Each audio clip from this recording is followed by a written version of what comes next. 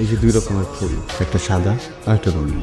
রঙিন ফুলের কিন্তু তেমন কোনো গন্ধ নেই, সাদা ফুলের তীব্র সুগন্ধ। কেন? কেন? সমতা। রঙিন ফুলদের আসলে বেশি একটা কষ্ট করতে হয় না। পোকামাকড় রঙিন ফুল দেখলে আকৃষ্ট হয়, উড়ে গিয়ে বসে, পরাগায়ন হয়। বেচারা সাদা ফুল, কেউই আকৃষ্ট হয় না, কেউই যায় না। কিন্তু এইখানে একটা সায়েন্স আছে, সাদা ফুল এই জন্য তীব্র সুগন্ধ ছড়ায়। পোকামাকড় দেখে আকৃষ্ট না হলেও গন্ধের মোহে পড়ে যায়, উড়ে আসে, বসে, পরাগায়ন হয়।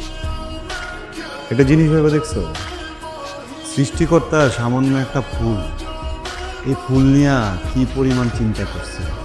হ্যাঁ, কাউরে যদি কোনো কিছু অপূর্ণতা দিছে, আরেক দিক থেকে পূর্ণতা দিছে না, আমরা মানুষ এটা বুঝি না। আমরা মানুষ শুধু শুধু কষ্ট করি, বানানো কষ্ট, আসলে অর্থে তো কষ্ট বলে কিছু